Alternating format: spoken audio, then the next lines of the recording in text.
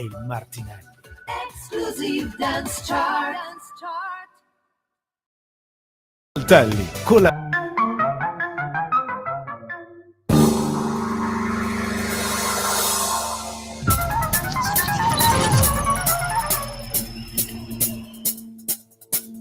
Va ora in onda Zoom, il drive time in mezzo ai fatti con Antonino Danna.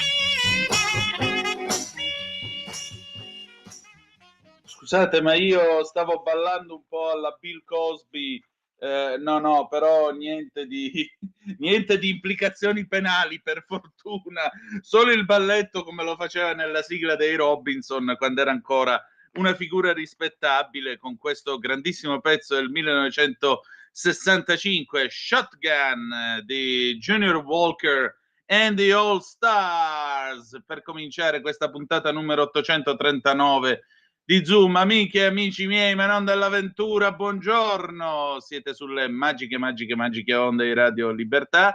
Questo è appunto Zoom. Io sono il drive time in mezzo ai fatti in sostituzione del Pizzi Pellegrin. Io sono Antonino Danna e questa è la puntata di oggi, giovedì 12 settembre dell'anno del Signore 2024. Cominciamo subito la nostra trasmissione, caricati con questo ritmo che ricorda vagamente anche Good Morning Vietnam, e in particolare cominciamo ricordandovi prima di tutto: date il sangue, perché il sangue in ospedale serve sempre, salverete vite umane, chi salva una vita umana salva il mondo intero. Secondo appello, andate su radiolibertà.net, lì sì, ci sono tutte le modalità per sostenerci, ma soprattutto fesso chi non legge radiolibertà.net, perché vi ricordo che è diventato un giornale online, quindi se non lo leggete siete proprio dei fessi.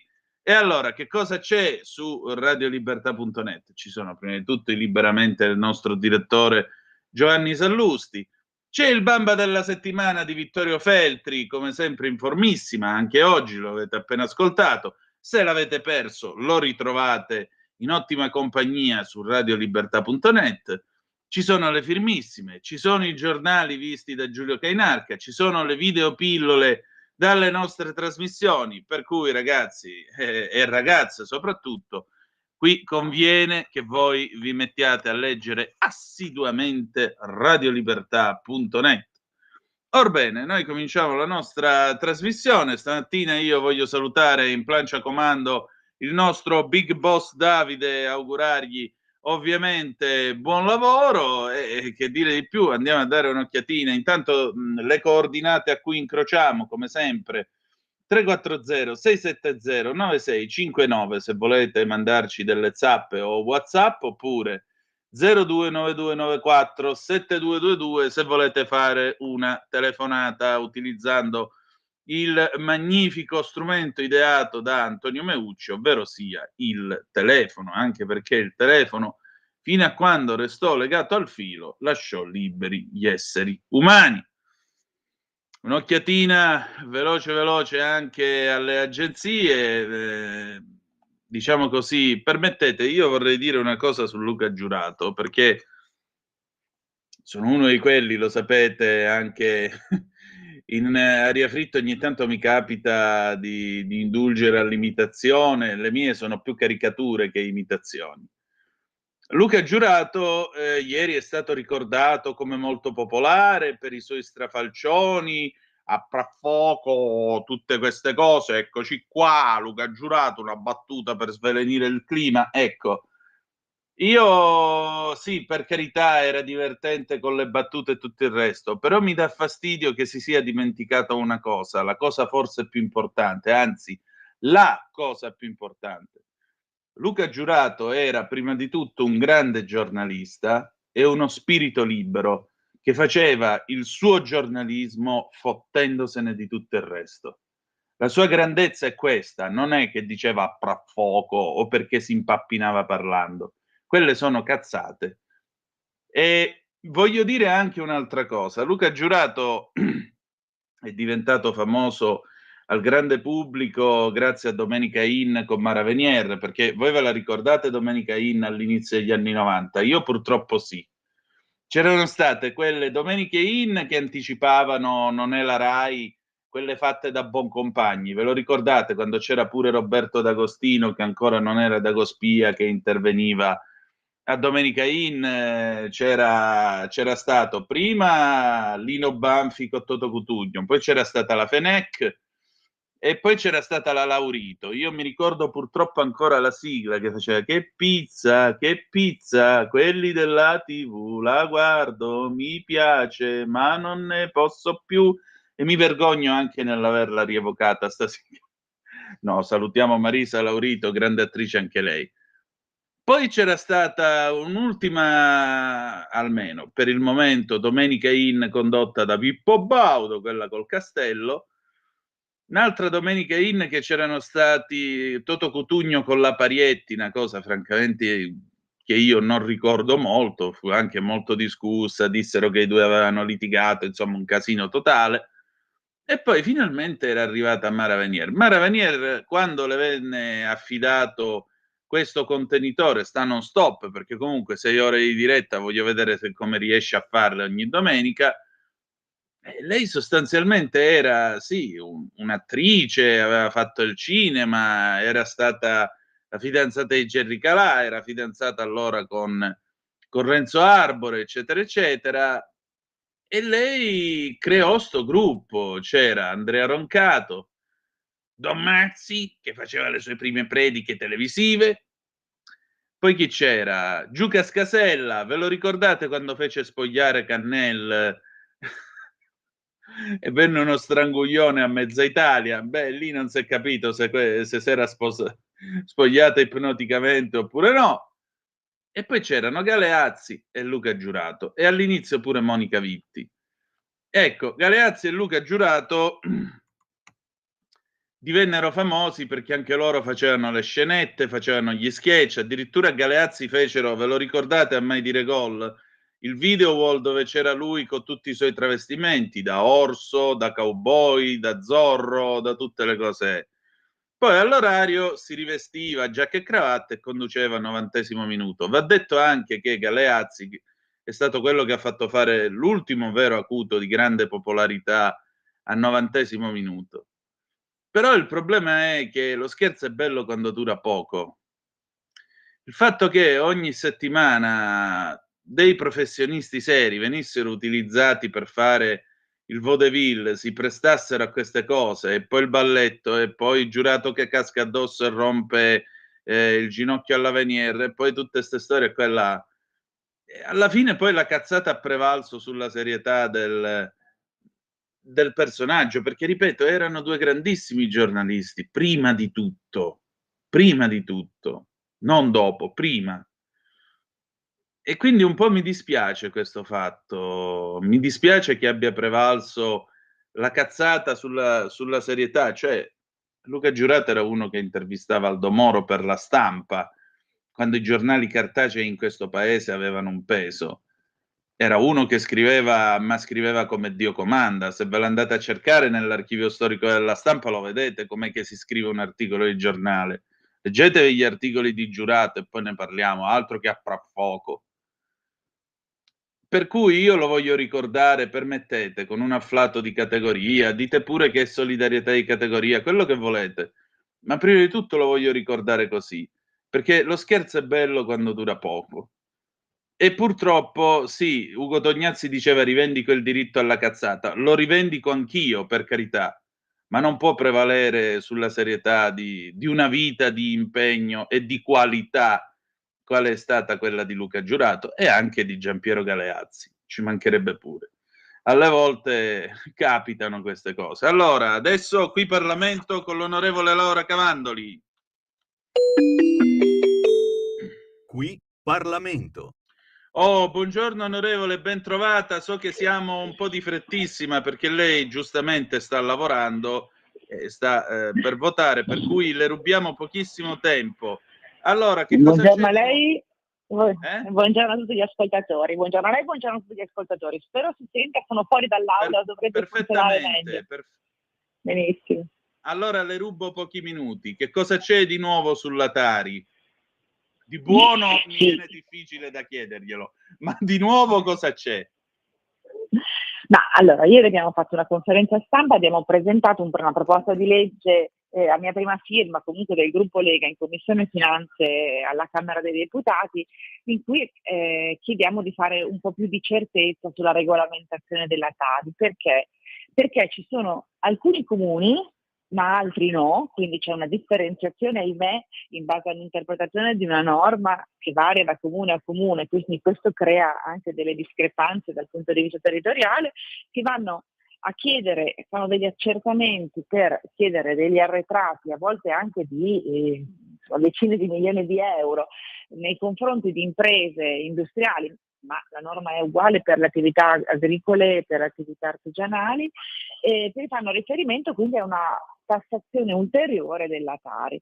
Il discorso che viene fatto, un po' tecnico, ma assolutamente di impatto, soprattutto per quella sofferenza burocratica che hanno le aziende nei confronti del legislatore, noi cerchiamo in questo modo di liberarle. E quindi, visto che ci sono queste contestazioni, questi contenziosi che vanno avanti da qualche tempo, abbiamo pensato di fare questa norma interpretativa che prevede un solo tipo di tassazione della Tari nei confronti delle imprese, ma solo nelle zone non produttive, perché nelle zone produttive dove vengono rilasciati, vengono creati dei rifiuti speciali, c'è un regime normativo per cui questi rifiuti vengono smaltiti direttamente dalle imprese con costi a loro carico. In questo modo si evitano contenziosi, in questo modo si evita che le imprese debbano accantonare delle risorse che invece possono utilizzare direttamente, insomma, per il loro business, per i loro piani economici di sviluppo, e soprattutto si evitano disparità tra i vari comuni e una concorrenza anche dal punto di vista fiscale tra le varie imprese, cosa che chiaramente ci fa un po' sorridere e dispera veramente gli imprenditori, ma anche gli artigiani. Quindi noi vogliamo andare in quella direzione di trasparenza, certezza e snellimento di quella burocrazia che tanto ci rinfacciano le imprese. E in tutto questo però in un ambito di una gestione virtuosa dei rifiuti. Qui lo devo dire perché lo hanno detto ieri in conferenza stampa le stesse imprese. Le imprese italiane hanno una gestione dei rifiuti che prevede un riciclo dell'80%, oltre l'80% contro una media europea del 50%. Le nostre imprese mandano solamente il 5% dei rifiuti in discarica, mentre c'è una media europea che va oltre il 20%. Quindi quell'ideologia green che l'Europa porta avanti in Italia si vede quando c'è un'opportunità vera per le nostre imprese, ci vede avanti, ci vede noi propulsori. E per quello che, insomma, devo dire che ieri i temi della Lega contro un'ideologia green che invece affligge le nostre imprese, come sta facendo l'Unione Europea, è sbagliata. Quindi in questo caso noi anche con la leva fiscale cerchiamo di aiutare le imprese e soprattutto cerchiamo di dare un risultato vero a quella che è la cultura del riciclo, quindi a quello che è una gestione sana dei rifiuti, e però in questo modo diciamo anche che le regole, quelle giuste dell'Europa, le applichiamo volentieri e le regole folli della decarbonizzazione delle automobili al 2035 piuttosto che della casa green, quelle le contestiamo perché nella nostra economia nazionale non è possibile raggiungere dei livelli europei che anche l'Europa sa che non possono essere raggiunti. Infatti. Senta, onorevole, allora, qual è il programma della giornata adesso? Stiamo discutendo animatamente in aula sul disegno di legge sicurezza, quindi è un disegno di legge importantissimo che viene dal ministro Piantedosi, ma chiaramente e ora in questo momento stiamo discutendo su una norma che fa riferimento, ve la dico in termini semplici, alle nomadi che continuano a fare figli per non andare in carcere. Quindi siamo sulle detenute madri, lungi dal volere condannare al carcere i bambini, ma chi si approfitta della normativa che vietava la detenzione per le detenute madri, e questo chiaramente in caso di recidiva reiterata viene messo come un deterrente al compimento dei nuovi reati. Peraltro il tutto avviene non in una struttura carceraria vera e propria, ma in una struttura protetta, che sicuramente è meglio di quello che può offrire una nomade in un campo rom. Quindi le discussioni sono molto accese perché ovviamente il Partito Democratico rivendica la norma precedente che assolutamente lasciava completamente in libertà questi casi, anche in caso di recidiva, di reiterazione del reato. E quindi noi invece vogliamo che ci sia una deterrenza e nel caso però un'assistenza diversa per queste situazioni di reati che danno molto molto fastidio alle persone, alla socialità, perché poi sappiamo quanto è difficile per un turista, per un anziano dover subire anche solo il furto del portafoglio. A tutti dispiace, ma ad alcuni è particolarmente impattante questo brutto reato, cattivo nei confronti delle persone che sono un po' più distratte. E soprattutto cattivo verso i deboli, e ha fatto bene a usare la parola cattivo, perché cattivo, cattiveria è parola da bambini, quindi c'è una carica di innocenza tradita ancora più profonda e dunque la cosa è ancora più odiosa. Ha fatto proprio bene a usare questo termine. Allora, senta, onorevole, io le auguro buon lavoro e avremo il piacere di risentirci. Certamente, buon lavoro anche a voi e una buona giornata a tutti gli ascoltatori. Grazie ancora. Sigla. Qui Parlamento. E rieccoci alle 10:54 minuti e 30 secondi. Abbiamo tempo prima di Epos con Gabriella Ronza e poi l'ufficio Cambi con Carlo Cambi, quindi Bella gente, scatenatevi, il telefono è aperto e potete intervenire e dire la vostra. Io intanto vi do un ragguaglio delle agenzie su questo nostro vasto globo terracqueo. L'ANSA, l'Istat nel secondo trimestre 329.000 occupati in più sull'anno, 124.000 occupati in più sui 3 mesi precedenti. Il tasso di occupazione in Italia sale al 62,2%, il tasso di disoccupazione scende al 6,8%, quello di inattività resta stabile al 33,1%. Le mosse della Banca Centrale Europea, arriva oggi il taglio della BCE, addio al vecchio tasso di riferimento. L'Unione Europea, Gentiloni avverte, c'è il rischio che il rapporto Draghi resti lettera morta. I funerali di Luca Giurato, domani nella Chiesa degli Artisti a Roma, morto ieri a 84 anni.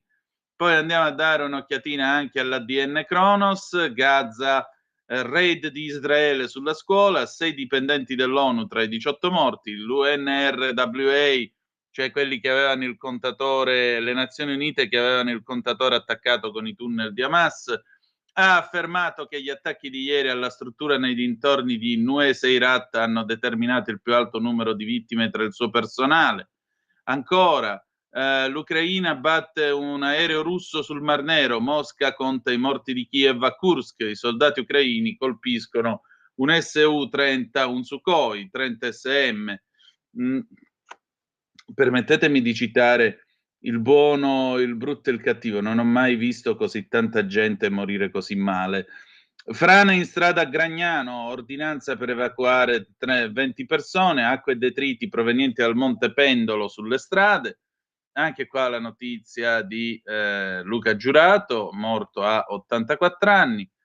E poi scuole, caos, supplenze, le denunce, algoritmo e roulette russa, un paradosso, insegnanti con punteggi alti rimangono senza incarico e le scuole rischiano di non riuscire a garantire nemmeno l'avvio regolare delle lezioni.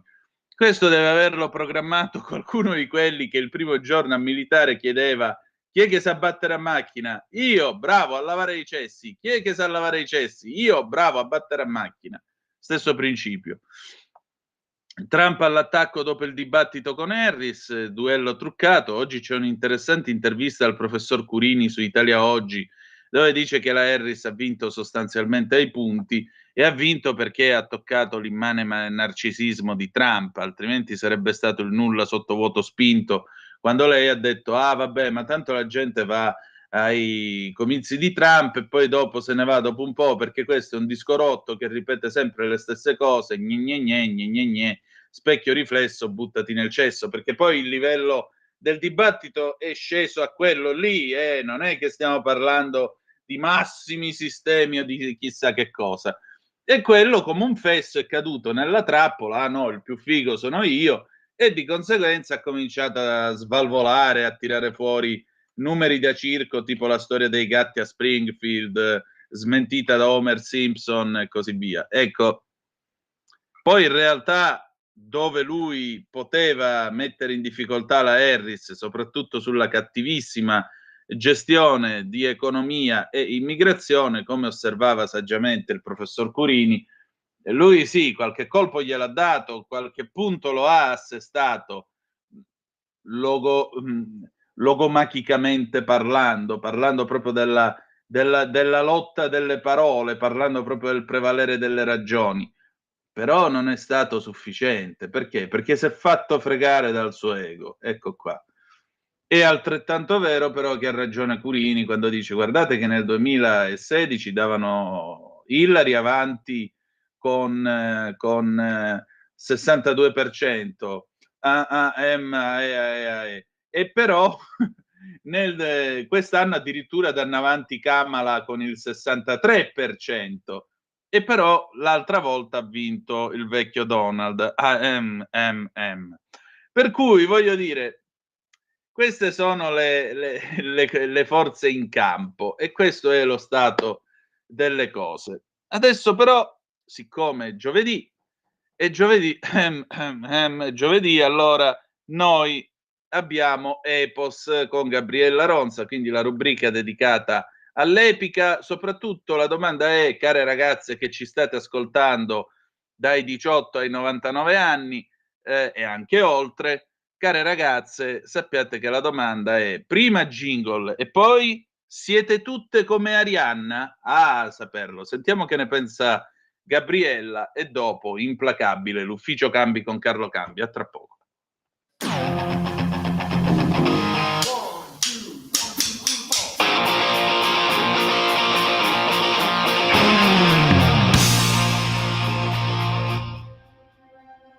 I film sono sogni che non dimenticherai mai. Che genere di film? Movie Time ogni sabato dalle ore 16. Qual è stata la tua parte preferita? Radio Libertà, la tua radio. È impossibile. Solo se pensi che lo sia. Non è meraviglioso?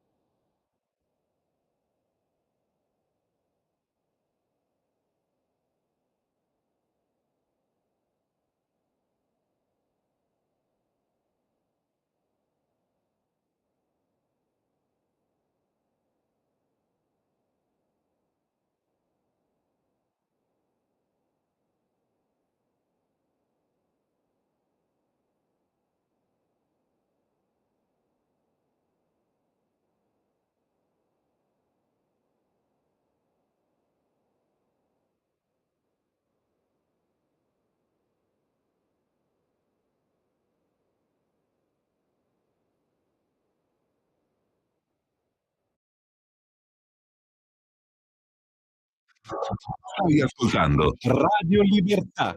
la tua voce libera, senza filtri né censura. La tua radio. Il mondo di Tartu. Gabriele Manzini e Sandro Roda in un viaggio attraverso la storia della musica progressive dalla nascita alle nuove contaminazioni. Ogni sabato dalle 21:30. La tua radio.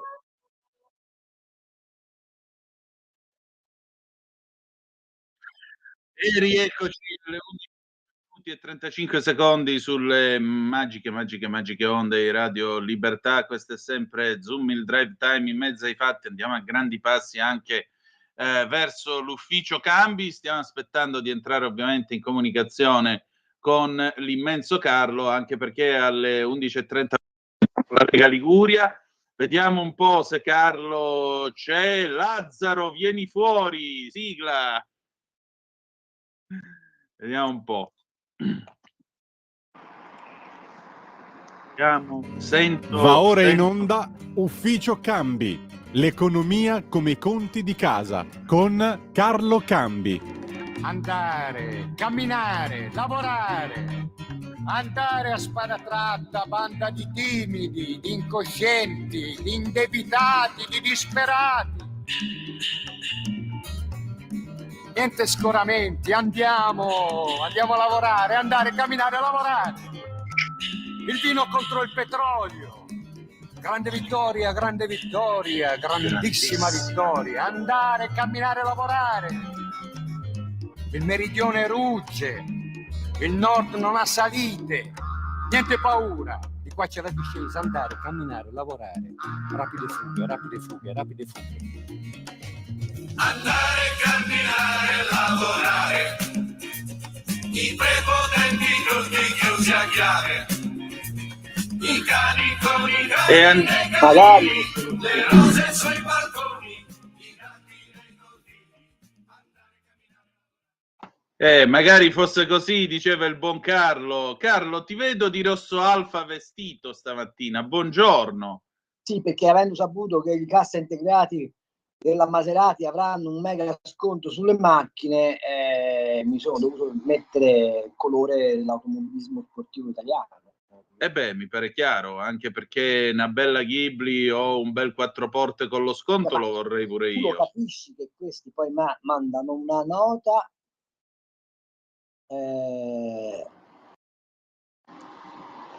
la mia connessione è debole, ma anche il mio carattere, lo dico alla regia. No, il carattere, stai tranquillo che come segnale 5 bacchette. La domanda è: ma tu puoi mandare una smentita che dice il far circolare notizie riservate danneggia l'azienda? Cioè non ti rendi conto manco della mostruosità di quello che hai scritto? No, ma non è la mostruosità, è il ridicolo, perché è la toppa peggio del buso. E questo perché Stellantis, Maserati, ma anche Ferrari non sono più aziende italiane. No. Con tutta l'antipatia che io ho coltivato in vita mia per l'avvocato Gianni Agnelli, però nello stile Fiat questa roba qua non sarebbe successa mai.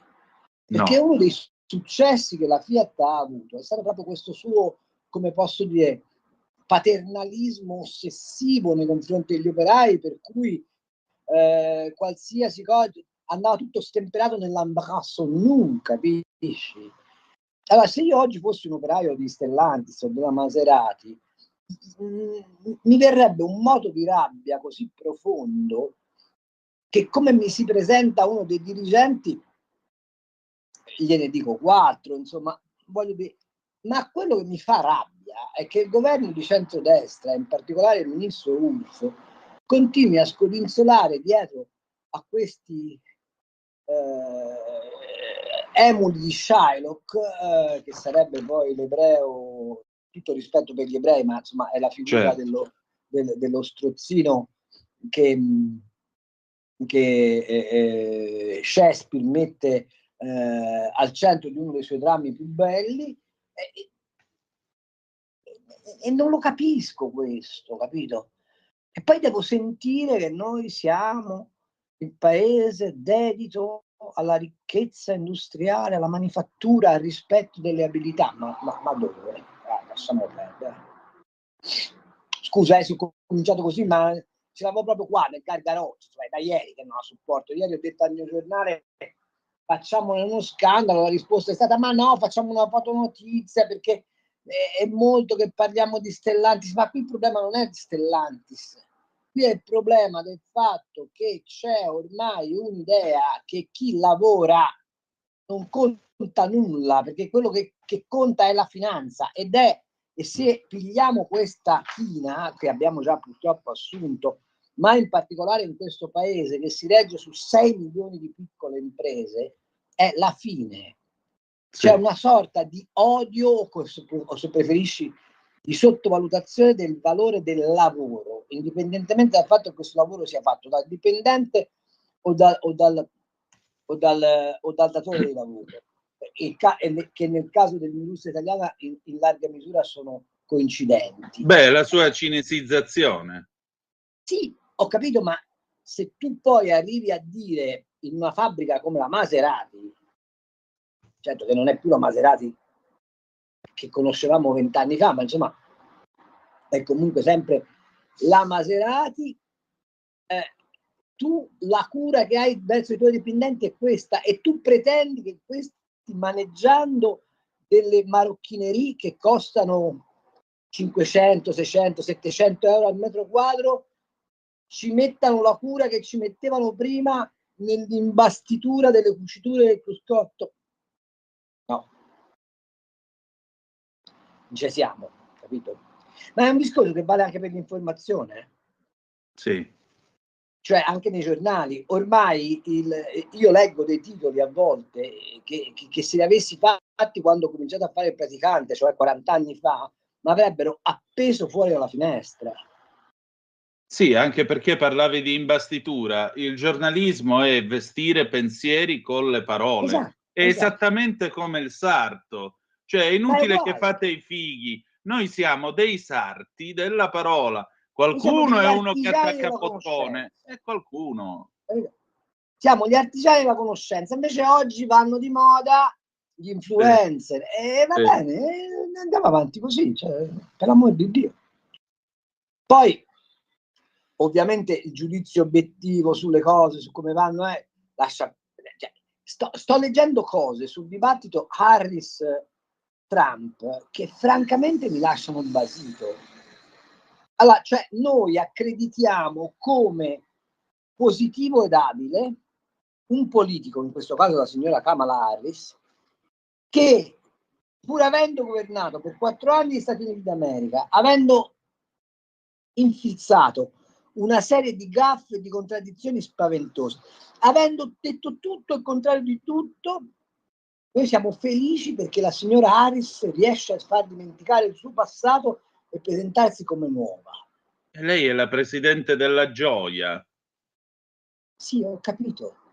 Ma tu capisci che l'esercizio critico di un osservatore non tifoso dovrebbe dire la signora Harris scalda una ribollita che non ci garantisce nulla sul futuro del pianeta, dal momento che dalle sue idee, se verrà eletta presidente, dipende un pezzo di cammino del pianeta, e non ci dice né se sta con Israele né se sta con Hamas, se sta cosa vuol fare per l'Ucraina, come regola i rapporti con la Cina, se difenderà o no Taiwan, qual è la posizione sull'Indo-Pacifico, che rapporti ha con la religione musulmana e col blocco dei paesi arabi. Ci ha detto niente di tutto questo. No, lei è solo un prodotto da supermercato che stanno vendendo in tutti i modi. È marketing, non è politica. La stampa italiana, siccome è tutta orientata a magnificare il politicamente corretto, dice la signora Kamala Harris trionfa. Trionfa perché?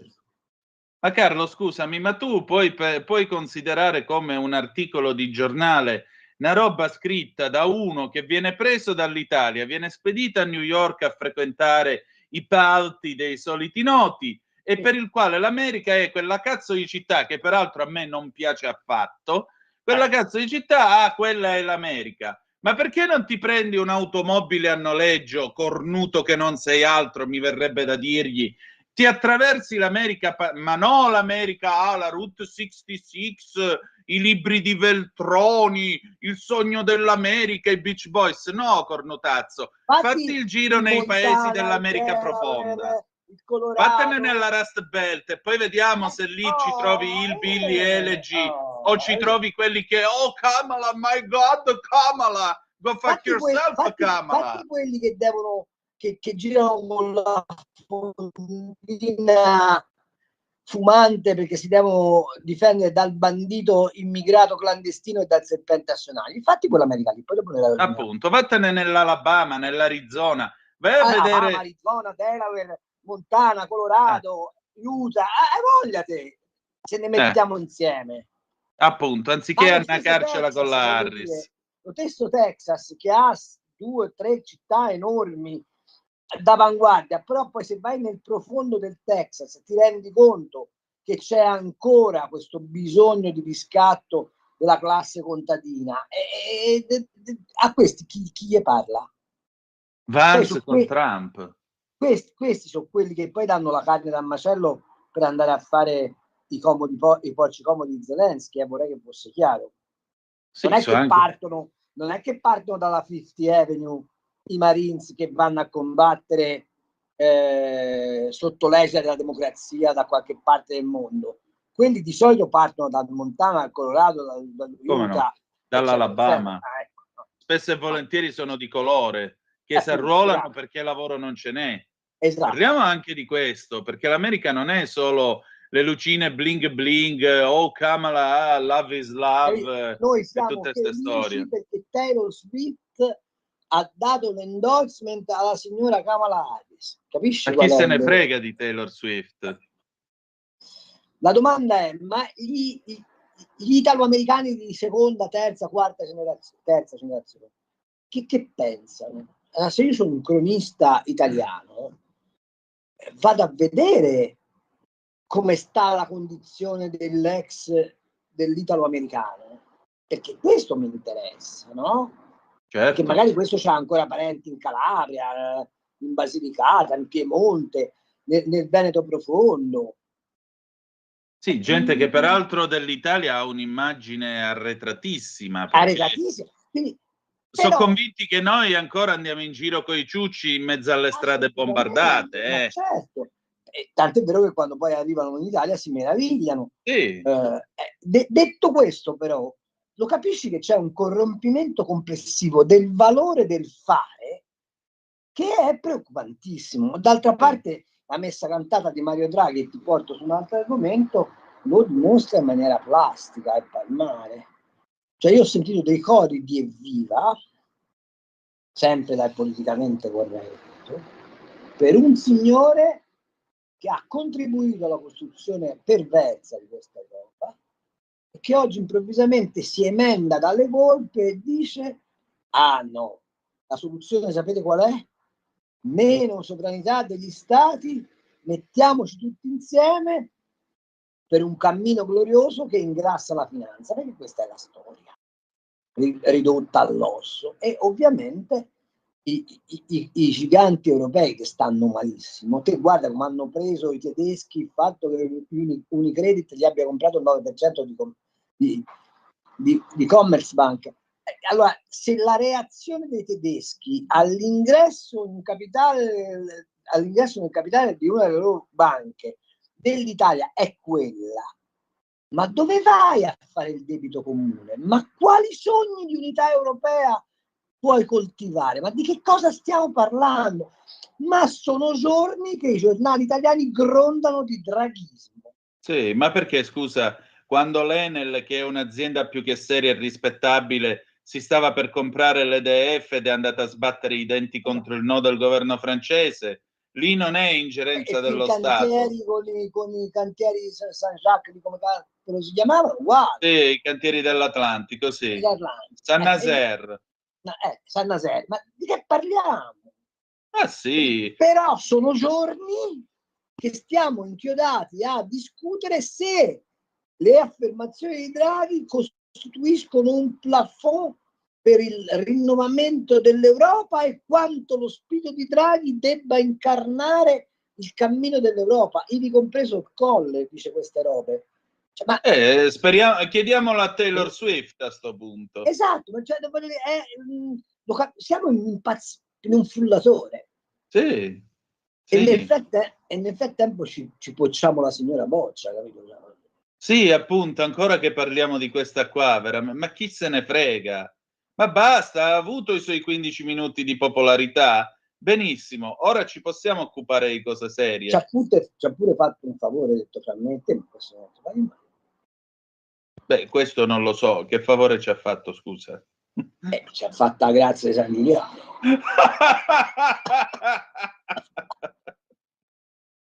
Se n'è asciutto San Giuliano. Se n'è asciutto San Giuliano. Ha capito? Vabbè, lì vette altissime, francamente. Ecco, Carlo, ma perché in questo paese, anziché occuparci delle cose serie, ci occupiamo delle cazzate? Cioè, c'è Giorgetti che parla di bonus per la famiglia, però giustamente ieri Walter ha telefonato e faceva questa osservazione. Sì, tu metti i bonus per chi ha più figli. Chi è che li piglia? Non la famiglia italiana che lavora dove massimo di figli ne hanno 2, ma la famiglia che è di nuovi italiani dove i figli sono 5 o 6 e non necessariamente lavorano. E allora lui giustamente diceva, e il senso di sta storia qual è? Ma il senso di questa storia è che sì, questo è un pericolo che c'è, ma sapete tutti che per esempio noi stiamo pagando un sacco di pensioni ai familiari degli immigrati di prima generazione, perché questi fanno ricongiungimento familiare, perché ovviamente la mamma o la zia o la nonna arrivano all'età della pensione, vanno all'INPS, chiedono la pensione sociale, non avendo versato ovviamente un soldo di contributo, e si beccano la minima. Ti faccio notare che la Corte di Giustizia Europea ci ha costretto, ci avrebbe obbligato a dare il bonus per il figlio, l'assegno unico, il famoso assegno unico, a tutti in Italia. Quindi ecco la famosa Europa, no, di Draghi, eccetera, eccetera. È un'obiezione corretta quella che viene fatta, va però detto che se l'immigrato effettivamente lavora, contribuisce al PIL del paese, e se l'immigrato fa tanti figli e però è regolare, ha un contratto di lavoro, cioè è un cittadino, certo, il sostegno gli è dovuto, anzi probabilmente quei figli sono quelli che ci consentono di allargare la base demografica. Il problema è un altro, quei figli diventano culturalmente, identitariamente italiani o rimangono un enclave straniero dentro il paese? E le politiche scolastiche che non prevedono una totale immersione nella cultura italiana sono o non sono il grimaldello attraverso il quale tu smonti il teorema della necessità dell'integrazione? E beh, se gli fai la vacanza per Ramadan, esatto, perché se da una parte tu mi dici io però contro l'immigrato, eccetera, eccetera, ma dall'altra non riaffermi i valori dell'italianità, che significa poi i valori dell'Occidente, che poi significano i valori giudaico-cristiani, eccetera, eccetera, e la battaglia l'hai persa. Cioè, se tu continui a dire che mettere il crocifisso in aula è un'offesa, se continui a dire facciamo le mense senza maiale perché sennò il bambino muslim si offende, sbagli. Perché il bambino muslim, se non vuole mangiare il maiale, giustamente può non mangiare il maiale, ma non mangia la ciccia, mangia un'altra cosa, oppure si porta da casa il suo arrosticino fatto d'agnello, ok? Se il bambino non vuole vedere il Cristo, c'ha un sistema molto semplice. non partecipa alla scuola italiana perché la scuola italiana prevede che ci sia il Cristo in aula. Dice perché? Perché fa parte della nostra tradizione. Esatto. Se la ragazzina va a scuola col velo, tu fai quello che avrebbero voluto fare i francesi, dici, cara tesoro caro, negli edifici pubblici il velo non lo porti, poi a casa tua fai quel cazzo che ti pare.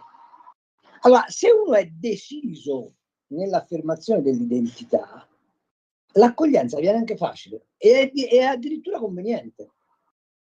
E allora è giusto che, dati questi parametri, se tu stai in Italia e c'è una legge che agevola le famiglie, in quanto famiglia tu sia agevolato. Ma te famiglia però poi paghi le tasse come la pago io. Okay? Beh, mi pare chiaro. E quando ci mettiamo nelle graduatorie delle case popolari, magari mettiamo anche dei parametri di assiduità di frequentazione del territorio italiano, no? Tanto per dirne una. Non è che uno arriva dopo 6 mesi, piglia la casa popolare e la signora che è in lista a 30 anni per la casa popolare non la piglia mai. Così non funziona. Ma ci sono 1000 strumenti amministrativi che non sono affatto discriminatori, ma che immettono dei semplici criteri di equità sociale dentro degli atti. Ma il tema è che tutto questo tu lo puoi fare se sei saldo su 2 cose. Uno, la legalità, quindi non entri se sei clandestino, o se sei clandestino piglio e ti rimando via. 2, l'aderenza alle leggi, al costume e all'identità del paese che ti ospita. Dopodiché a casa tua fai esattamente quello che ti pare, ma in pubblico ti conformi al codice di comportamento italiano, punto. Esatto, integrazione e assimilazione. Non è scandaloso, eh. Io sono, cioè, quando ho sentito dire da insegnanti di scuola superiore non leggiamo Dante perché è offensivo per i musulmani. No, non ci siamo proprio. No, l'abbiamo Non ci siamo letto, l'abbiamo proprio. sentito dire. Lì no. Non ci siamo proprio. Qui siamo alla distruzione.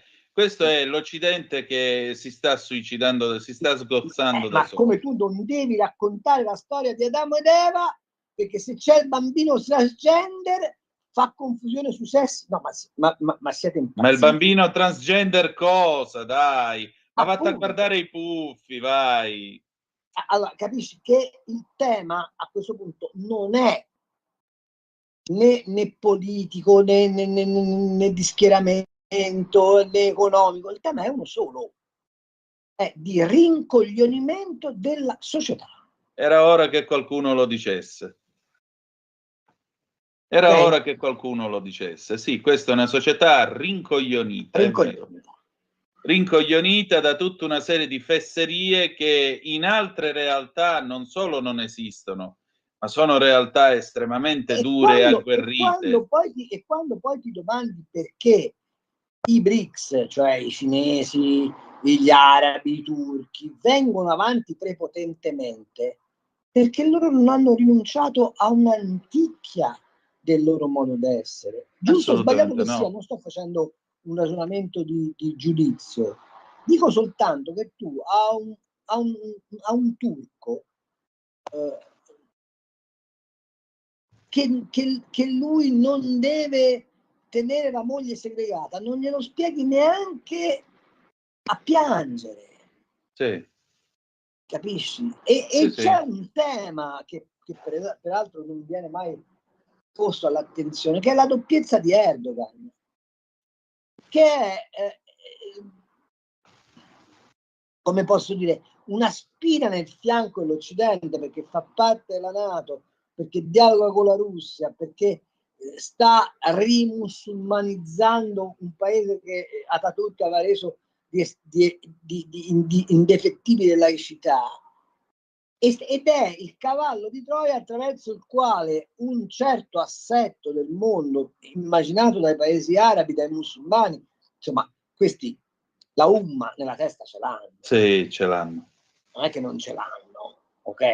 Poi ci possiamo raccontare che sono buoni, che una religione... No, loro hanno nella testa che devono costruire la umma, cioè la società pan-islamica, e che noi, in quanto convertiti ad altre religioni, siamo dei dimmi, cioè siamo degli schiavi, che loro non uccidono perché non siamo totalmente infedeli, ma che devono usare ai loro scopi. Questa è la verità profonda.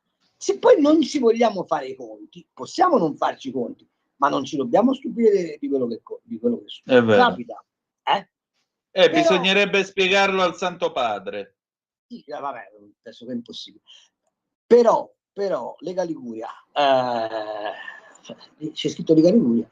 Sì, ora dobbiamo però l'ultima cosa, veramente. Però lo capisci che pigliarlo dal verso del contributo alla famiglia numerosa è pigliarlo dal verso sbagliato. Certo. Qui va preso dal verso del affermiamo la nostra identità. Poi chiunque sta sul suolo italiano e ha diritto a starci, ha diritto a godere delle agevolazioni, cioè delle leggi che regolano il nostro Stato. Esatto. Ma preventivamente ti devi accettare che abbia diritto a starci e che ci stia all'interno del diritto. Questo è il tema. Esattamente. Secondo me. E con questo, caro Carlo, a giovedì prossimo. È stata un'apertura al pubblico molto risicata, ma va bene. Breve ma intenso. Ciao Antonino. Un abbraccio. Adesso. Un abbraccio a tutti quelli che ci hanno ascoltato. Ciao. Grazie. Adesso jingle, se c'è tempo, i War con Lowrider 1975 e poi la Lega Liguria con Fabrizio Graffione. A tra poco. Avete ascoltato Ufficio Cambi.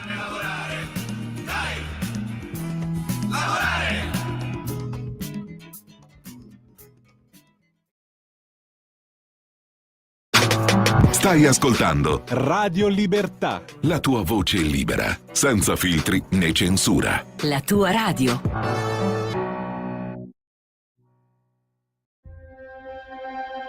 I film sono sogni che non dimenticherai mai. Che genere di film faremo? Movie Time, la magia del cinema. Ogni sabato dalle ore 16. Qual è stata la tua parte preferita? Radio Libertà, la tua radio. È impossibile. Solo se pensi che lo sia. Non è meraviglioso?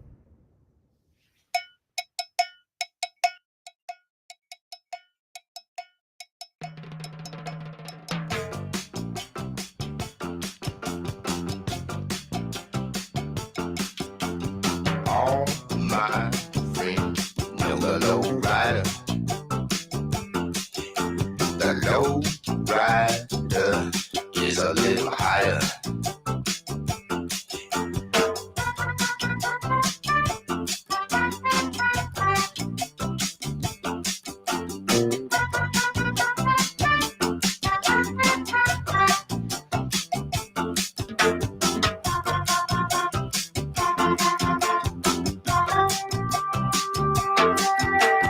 Low rider drives a little slower.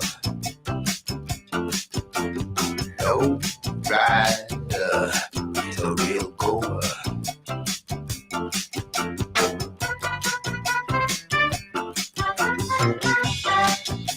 Hey.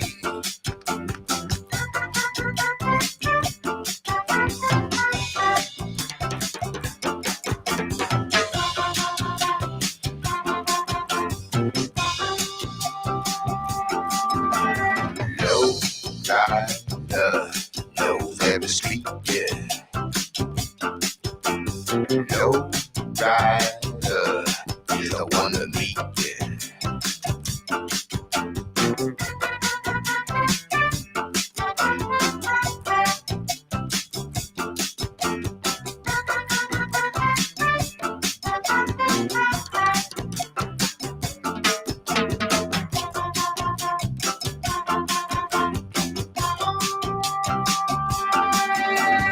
Low rider don't use no gas now. Low rider don't drive too fast.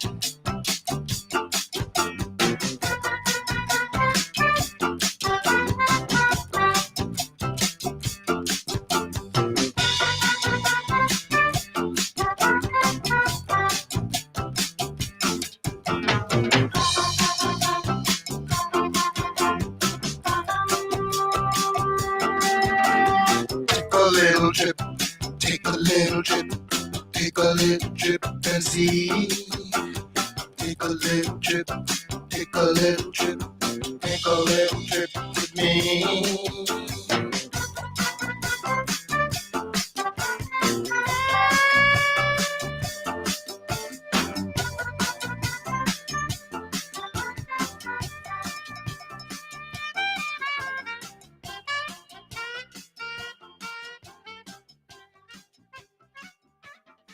Sempre più liberi con La Tua Radio è il nuovo sito che mette in prima pagina opinioni, firme, notizie, uno sguardo nuovo e originale sui fatti che ci circondano.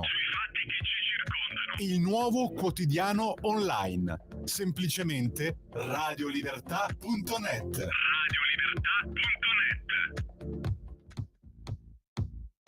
Signora, ce l'avete il tesserino dei residenti? 7 di mattina, 2 ore siamo giù. Tu metti mocassini, io prendo il BMW. 2 curve in serravalle, coda leggendaria. Tra traffico e lavori leggo Welcome to Liguria. Bowling, sono arrivati, chiudiamo le serrande, da ponente a levante. O se proprio dobbiamo sopportarli, lasciamoli in mutande. Dai che l'Italia è grande, perché non vai fuori dalle balle? Ad esempio non trullo, perché a me stai sul cucullo. Welcome to Liguria, caffè, latte, focaccia. Welcome to Liguria, chiedi la pizza bianca, te la diamo in faccia. Welcome to Liguria, il pesto per vampiri o non lo copre la Liguria. Ma sei un senza mare, tu sai solo gli skate.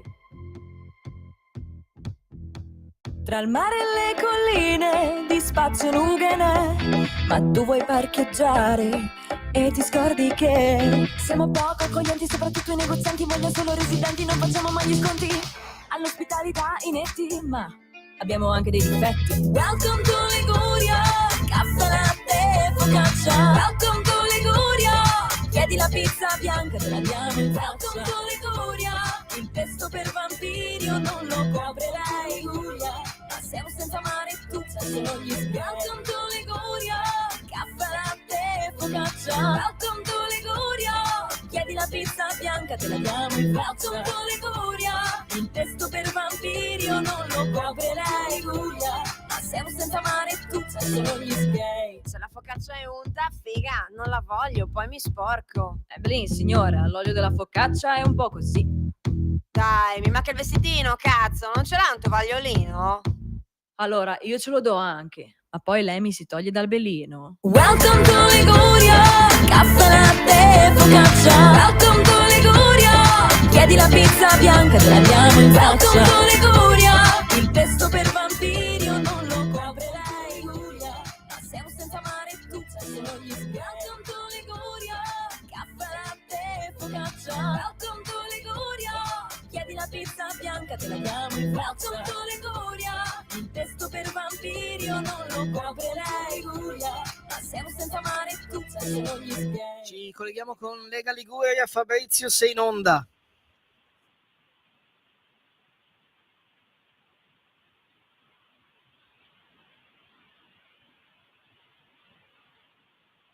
Fabrizio, sei in onda.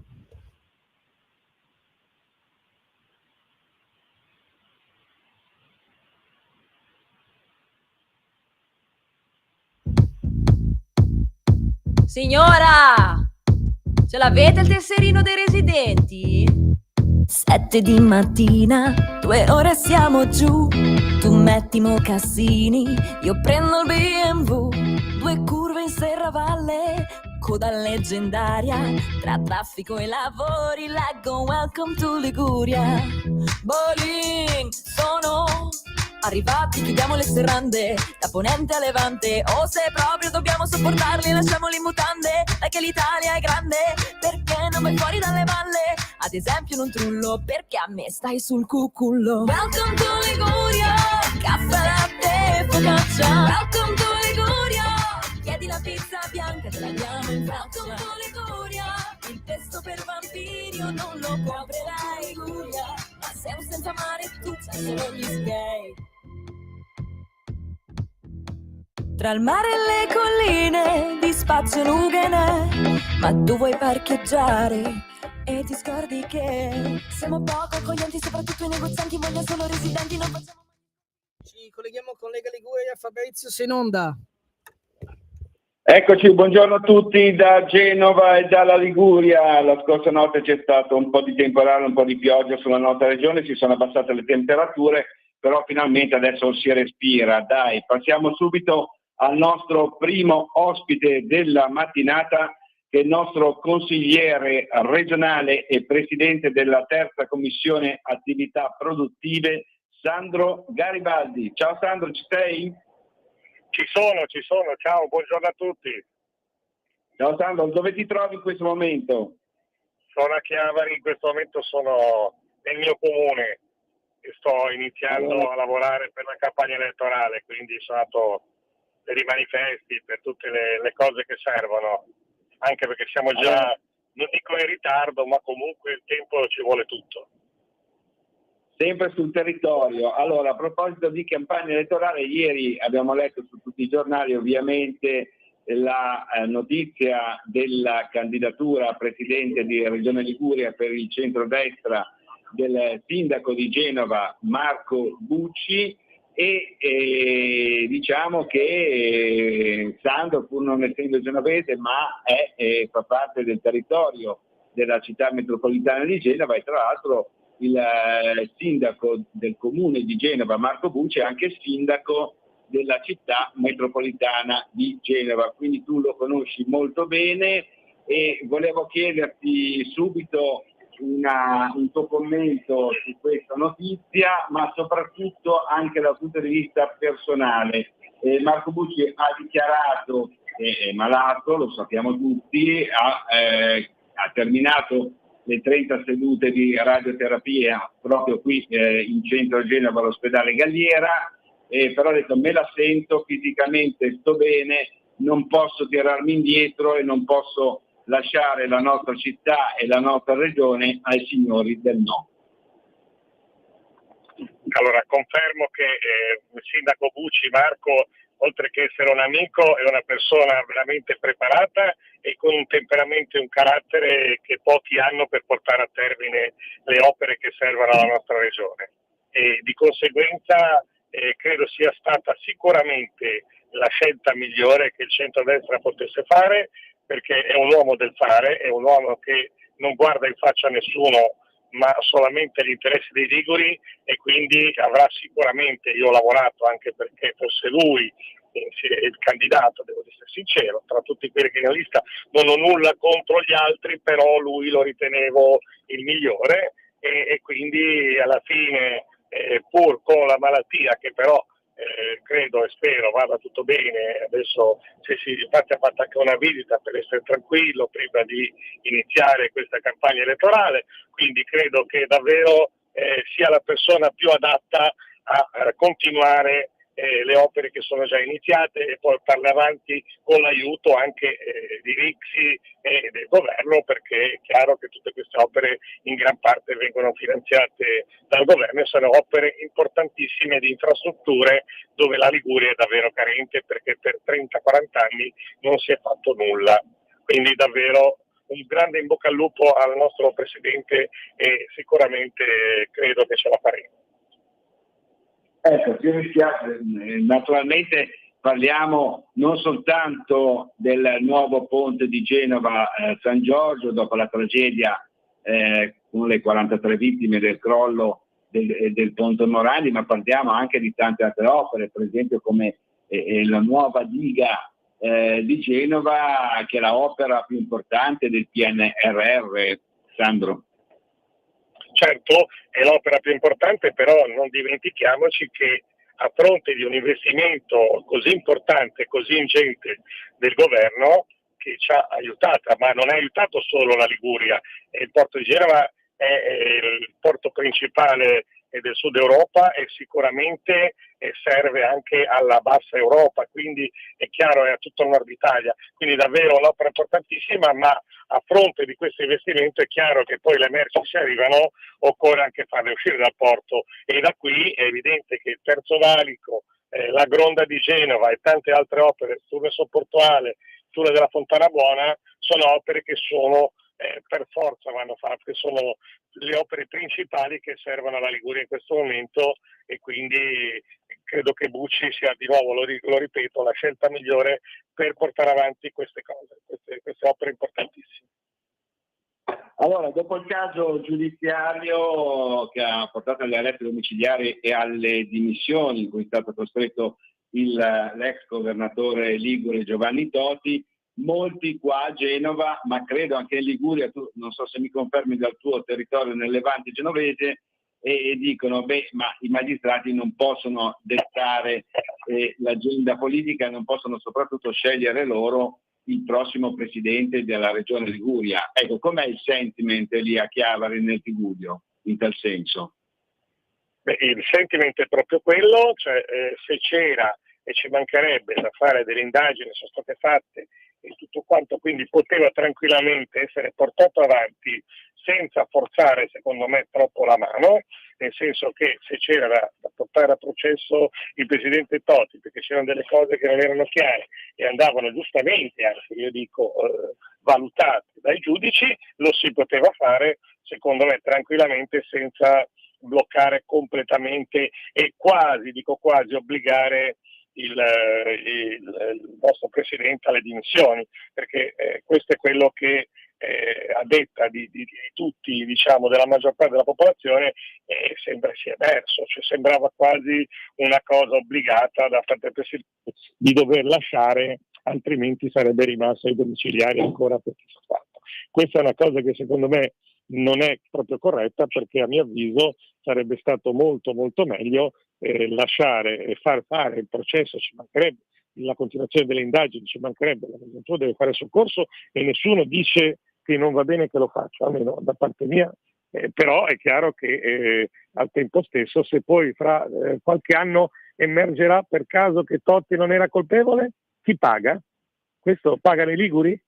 Cioè, questo è l'errore più grande che si possa fare. Quindi a mio avviso si poteva continuare così e dall'altra parte i giudici continuare a fare il loro lavoro, le loro indagini, i loro processi, e poi quando emergeva che questa persona aveva fatto qualcosa che non andava bene, giustamente andava condannata, ci mancherebbe, andrà condannata se ha fatto qualcosa che non va bene. Nessuno vuol difendere l'indifendibile. Diciamo che in altre città, in altre regioni poi è successo che queste indagini, diciamo così, io le chiamo politico-giudiziarie, poi si sono risolte in una bolla di sapone, e a rimetterci, come giustamente hai sottolineato tu, sono sempre i cittadini, in questo caso i liguri. Senti, però volevo un attimino cambiare pagina e parlare del tuo territorio, in particolare delle aree interne, dello sviluppo delle aree interne. Tra l'altro c'è una notizia, io dico una piccola notizia, ma è molto importante per quanto riguarda i nostri studenti e le nostre famiglie che abitano nell'entroterra di Chiavari, e la Regione Liguria ha approvato in modalità e criteri per un nuovo fondo da 50 euro destinato ai comuni delle aree interne per quanto riguarda la garanzia del trasporto scolastico. Si sono iniziate adesso le scuole, si iniziano adesso le scuole, 25.000 euro sono stati destinati al comune capofila del tuo territorio, che è Cicagna, e che è il referente dell'area interna, che comprende i comuni di Avegno, Correglia Ligure, Favale di Marvaro, Lorsica, Moconasi, Nerone, Orrero, San Colomano Certennoli, Trigogna e Uscio, oltre naturalmente a Cicagna. Ecco, tu mi sembra che hai spinto per questo provvedimento, che è stato tra l'altro adottato dal nostro assessore regionale allo sviluppo economico Alessio Piana. Certo, ho spinto perché allora la cifra magari sembra piccola e non sono molti soldi, però proprio per questo sono altrettanto importanti, perché è evidente che se noi vogliamo continuare a cercare di mantenere la gente, le persone ad abitare il nostro entroterra, è chiaro che i servizi devono essere dati, perché poi i ragazzi non hanno gli scuolabus per poter andare a scuola, diventa un problema, poi le persone si spostano e vengono nelle città e qui viene l'abbandono del nostro entroterra e di conseguenza tutta una serie di problematiche a iniziare dal dissesto idrogeologico e tante altre problematiche che nasceranno se non si interviene come abbiamo fatto questa volta, che con dei piccoli interventi, perché a volte non servono delle cose grandi, servono proprio delle cose tangibili sui cittadini, perché avere un aiuto, perché è chiaro che questi comuni hanno dei bilanci davvero risicati, ma molto risicati, perché sono comuni con magari 500, 600, al massimo 1000 residenti. È evidente che poi non hanno i fondi per tutti questi piccoli interventi che sono però primari e importantissimi per chi vive sul territorio, perché sia a livello sanitario che a livello di infrastrutture, come ho detto prima, e a livello di servizi, questi comuni sono penalizzati rispetto a quelli sulla costa, no? Perché chiaramente ci abita molte più persone, quindi hanno anche qualche fondo in più per fare questi interventi e dare questi servizi. Quindi noi siamo sempre molto attenti a queste dinamiche e anche questa volta siamo riusciti a dare una mano, anche se davvero magari sembra poco, però per loro è tantissimo. Quindi sono davvero contento che Regione Liguria lavori in tal senso, ma l'abbiamo sempre fatto e lo faremo ancora più che faremo. Benissimo, ti ringrazio, allora ti auguro buon lavoro sul tuo territorio e ci sentiamo in una delle prossime puntate, prima naturalmente delle elezioni regionali che ricordo in Liguria sono state fissate per domenica 27 e lunedì 28 ottobre. Ciao Sandro, buona giornata e buon lavoro. Buona giornata a tutti, grazie. Allora, grazie ancora al nostro consigliere regionale uscente e presidente della terza commissione attività produttive, Sandro Garibaldi. Abbiamo ancora qualche minuto, vediamo se riusciamo a raggiungere, chiedo alla regia conferma, il nostro secondo ospite della mattinata, che è il consigliere delegato ai trasporti della città metropolitana di Genova, Claudio Garbarino. Claudio, in linea? C'è il telefono spento. Al telefono spento Garbarino, probabilmente sarà nel nostro entroterra, dove il telefonino purtroppo non prende, perché anche lui vive e risiede alle spalle di Genova, sulle alture di Torriglia. Lo sentiremo naturalmente uno dei prossimi giovedì con il collegamento da Genova e dalla Liguria, e quindi non mi resta altro che salutare i nostri radioascoltatori. Auguro a tutti una buona giornata. Da Genova e dalla Liguria è tutto. Da Fabrizio Graffione, linea a Milano. Porta con te ovunque Radio Libertà. Scarica la app per smartphone o tablet dal tuo store o dal sito radiolibertà.net. Cosa aspetti?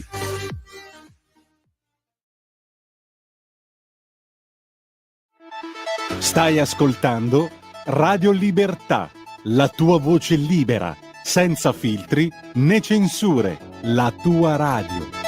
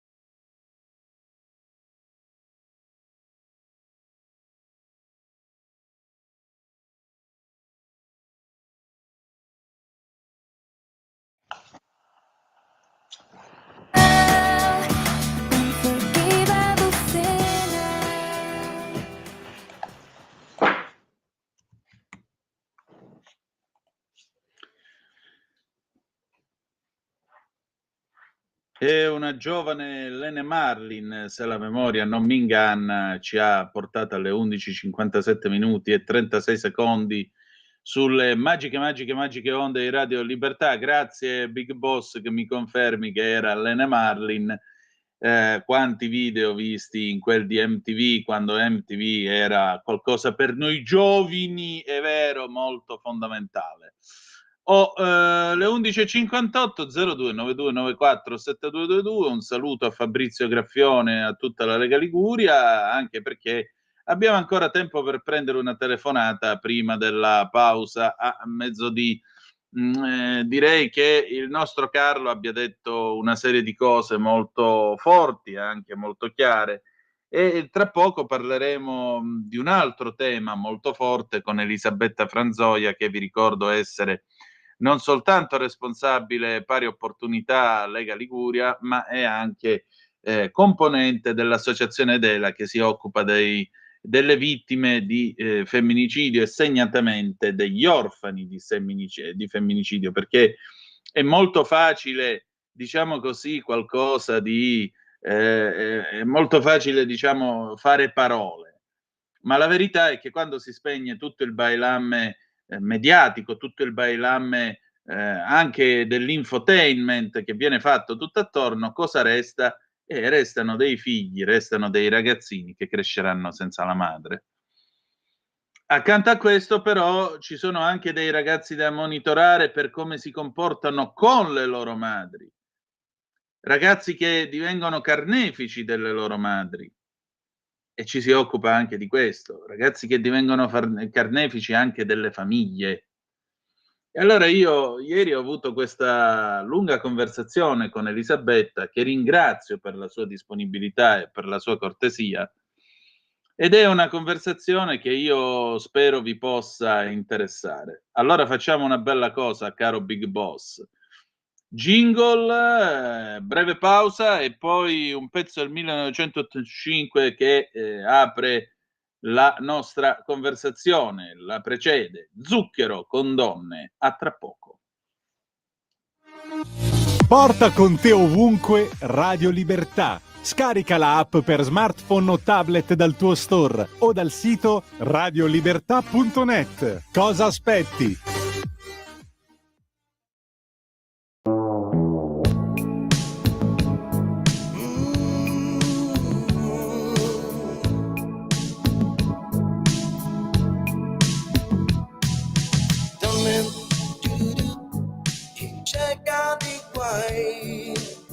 Donne al telefono che non suona mai, donne in mezzo a una via, donne allo sbando senza compagnia, negli occhi hanno dei consigli e tanta voglia di avventure e si hanno fatto molti sbagli, sono piene di paura. Le vedi camminare insieme nella pioggia o sotto il sole, dentro un pomeriggio paghi senza gioia né dolore.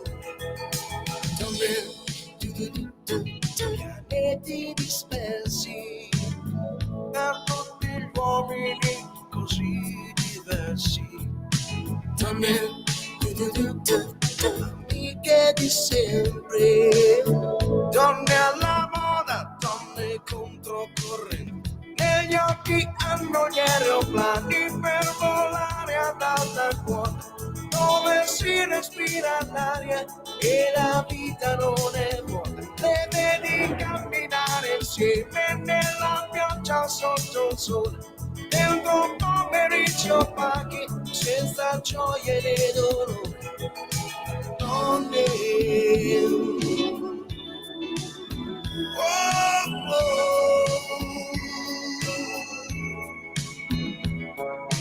donne,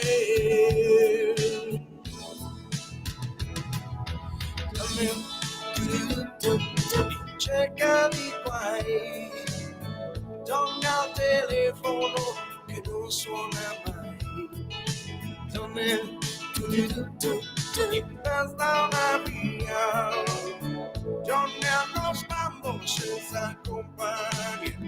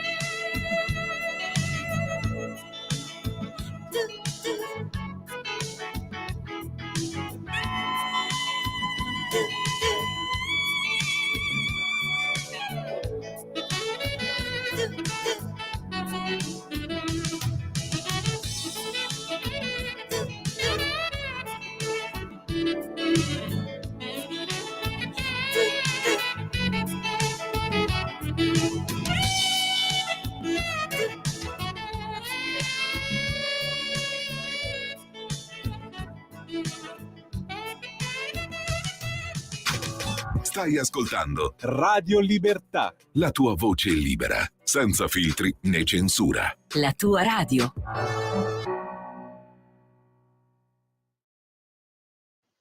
E rieccoci alle 12, 3 minuti e 48 secondi a parlare di donne, a parlare di tutela delle donne, a parlare della loro dignità, che dovrebbe essere intangibile. Io però più il tempo passa, più mi vado convincendo del fatto che questa sia una società che in realtà odia le donne. Temo che sia proprio così. Comunque, la speranza è che si possa costruire un futuro per le ragazze, le bambine che vivono in questo paese, nel quale possano essere libere, pagate esattamente in piena parità come i colleghi uomini, che possano vivere serene e tranquille con i loro diritti e tutto il resto, perché non è certo scrivendo ministra che tu garantisci la parità tra un uomo e una donna, anzi queste sono solo iniziative estemporanee che lasciano il tempo che trovano e francamente non importano. Non intaccano tra l'altro la sostanza delle disparità che ci sono in questo paese. Allora, adesso noi appunto diamo la parola a Elisabetta Franzoia, che vi ricordo appunto essere responsabile dell'associazione DELA, che si occupa degli orfani, delle vittime di femminicidio, ma è anche responsabile pari opportunità per la Lega Liguria. Per cui noi parliamo di questi figli nostri, figli mostri, e cerchiamo di capire anche dal suo punto di vista, dalla parte di chi si occupa di donne che divengono schiave dei loro figli, cerchiamo di capire che cosa sta succedendo in questo paese. Dopodiché ci salutiamo con Giorgia, come saprei, del 1995, e ci ritroviamo domani alle 10:35 trattabili sulle magiche onde di Radio Libertà. Torna Lorenzo Viviani e torna Chilometro Zoom. Grazie per essere stati con noi e ricordate che malgrado tutto, the best is yet to come, il meglio deve ancora venire. Vi ha parlato Antonino Danna. Buongiorno. E allora io oggi ritrovo con piacere una gradita ospite di questa trasmissione, che è Elisabetta Franzoia. Elisabetta Franzoia fa naturalmente è responsabile pari opportunità per la Lega Liguria, ma fa anche parte soprattutto dell'associazione DELA, che si occupa delle vittime di femminicidio, soprattutto dei bambini vittime di femminicidio. E io l'ho convocata quest'oggi perché naturalmente vorrei capire da lei, visto che abbiamo sentito ieri il professor Francesco Pira, sociologo, ma adesso lo chiediamo a chi si trova tutti i santi giorni impegnato con queste realtà. Allora abbiamo ragazzi che sterminano la famiglia, vedasi Paderno, ragazzi che accoltellano altri ragazzi, vedasi il caso di Bologna. Stamattina a Genova un ragazzo di 17 anni che pesta sua madre cinquantenne, è un caso veramente da mettersi le mani nei capelli, perché la picchiava da un anno e non la faceva uscire da casa, veramente da mettersi le mani nei capelli. Allora la domanda è: ma che sta succedendo qui? Ciao Antonina, Ben ciao trovata. a tutti, grazie a te. Sinceramente preferirei non intervenire, tu lo sai, nel Lo senso so. di parlare, ce lo diciamo ogni volta, di cose un po' più allegre, ma evidentemente poi la storia di tutti i giorni ci riporta poi a doverne parlare, e credo che sia anche giusto, ma non tanto per fare, come dire, no, parlare di cose tristi, riportarle, ma probabilmente perché dobbiamo iniziare a fare dei ragionamenti con concreti e soprattutto, come proviamo sempre a dire, a portare forse delle soluzioni o comunque dei cambiamenti, perché sicuramente c'è da fare qualcosa, come dici tu, c'è da mettersi le mani nei capelli, ma probabilmente più che disperarci, che ovviamente, no, l'umanità ci porta a quello, perché non puoi non rimanere inorridito a leggere situazioni simili, ma dobbiamo arrivare al punto di non arrivare a quella disperazione, ma probabilmente avere la capacità, gli strumenti di bloccarli, quindi di fare prevenzione prima che, come dire, come un po' in medicina, no?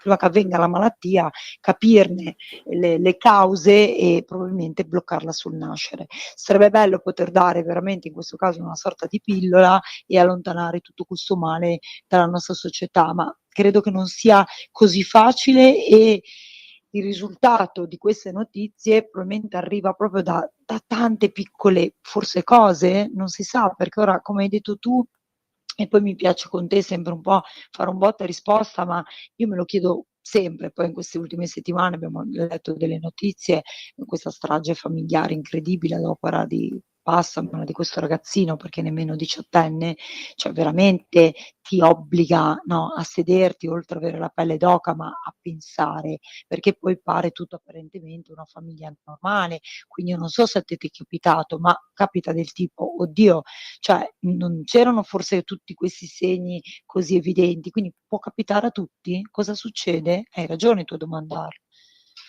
E soprattutto, sai, manca un'altra cosa, che è quella dimensione collettiva, cioè se questi segni ci sono, perché nessuno li nota? Perché nessuno si prende la briga di dire: "Ragazzi, ma a questo che sta capitando?" Perché non c'è questa attenzione verso gli altri? Ecco bravo, questo tu Perché sai sai qual è, ti che chiedo scusa, perché sai no, qual è no. la cosa che poi più mi fa incazzare? La solita intervista bollita al vicino di casa che dice: ma era una brava persona, salutava sempre." Cioè, fuori dal nostro borghesissimo culo a chi prendo prendo? Esatto. Allora, tu sai sai che l'ho appena tolta come così sfondo nel mio profilo Facebook, avevo questa striscia nera con scritto: "Non era un bravo ragazzo". L'ho Sì. tenuto pertanto proprio perché, va a incidere questo discorso qua, no, che a volte uno dice: "Io quando sento queste interviste penso, evidentemente non dava segnali all'esterno, oppure noi, come dicevi tu, non abbiamo più la capacità di andare oltre al fatto: mi salutava, perfetto, c'è un segno di buona educazione iniziale, però bisognerebbe capire se c'era un disagio, perché una persona che arriva ad uccidere una fidanzata, una moglie, a picchiare un compagno di classe, c'è qualcosa che non va, cioè avrà dato dei minimi segni di squilibrio, se poi anche in sede giudiziale viene definito magari pazzo e io dico: "Cioè è impazzito quel giorno lì?"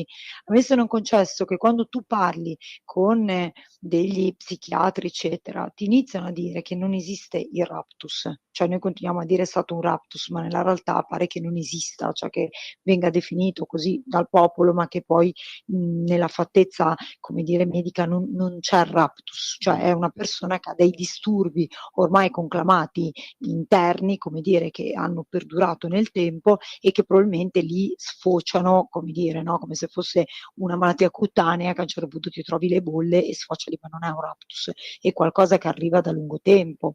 Tu adesso hai raccontato questa cosa di Genova, che è la mia città, di questo di nuovo, permettimi, ma ragazzino, anche se poi forse a 17 anni sei ormai uomo, ma io leggevo la notizia questa mattina, l'ho messa, su Facebook perché dico: un ragazzo che picchia la propria madre, allora facciamo bene a interrogarci dove stiamo andando, perché arrivare a avere il coraggio, non so la forza, non ho idea di come definirla, e di picchiare la propria madre, vuol dire che tu un domani un altro essere umano, insomma te ne fai veramente le pezze, non ti interessa nulla. Quindi l'hai veramente usata fungible, ma lì perché te lo racconto? Perché probabilmente questo ragazzo qui in questa storia si dice che il papà picchiasse la mamma ed era già stato allontanato da casa, erano già seguiti dagli assistenti sociali. Quindi come vedi, ce lo siamo detti tante volte, questo crescere in un tessuto dove c'è appunto ovviamente della violenza, quindi domestica, purtroppo vivere con un genitore maltrattante sicuramente ti porta, no, a essere comunque così, probabilmente non gentile, probabilmente ormai all'interno di questo strato di violenza, e quindi tu la ripeti. In questo caso era la madre, probabilmente noi sappiamo che quando degli uomini poi picchiano delle donne o uccidono le mogli, insomma le compagne, quando vanno indietro nella storia spesso sono cresciuti proprio in una famiglia con una persona maltrattante, quindi se la sono, come dire, tirata dietro. Per questo che io continuo a parlare di prevenzione, perché o arriviamo ad educare questi ragazzi a meno violenza e insegnargli che non è sicuramente, come dire, la soluzione dei casi, oppure ci troviamo nei problemi. Sicuramente nelle famiglie va fatto un lavoro, ma io stamattina proprio su questo caso mi son permessa di fare un mio commento appunto personale, che era quello: ma se questo ragazzo stava con un papà maltrattante, picchiava la madre, cioè in famiglia, chi gli insegnava queste cose? La mamma che veniva segregata perché lei stessa ha raccontato all'ospedale quando è arrivata che non la faceva neanche più uscire di casa, quindi non le faceva avere contatti con l'esterno in modo che non potesse raccontare questa storia? Cioè lì ci vuole un altro organo. Quindi ora questo ragazzo non so se, ovviamente fosse un alunno, quindi frequentasse la scuola, adesso, lì è stato raccontato ancora poco perché è una notizia fresca, ma io dico in Italia abbiamo la scuola dell'obbligo, lì dobbiamo ragionare già dalle elementari medie, le superiori è già troppo tardi perché, come dire, questo essere umano è già formato. Quindi va fatta un'educazione prima, quindi è giusto nelle famiglie, bisogna tornare a lavorare sulle famiglie, ma tu lo sai, lo dico da tanto tempo, va fatto anche con degli organi laterali, perché se tu sei in una famiglia che non hanno gli strumenti o addirittura vivono nel vedere picchiare la mamma, la nonna, l'altra figlia, non so, tra di loro, non so quale insegnamento possa avere questo ragazzo qua. O questa ragazza, perché adesso, Antonino, vedi che a volte ci sono notizie un po' più sporadiche, ma anche di risse tra ragazzine, quindi cioè, urge forse un trattamento.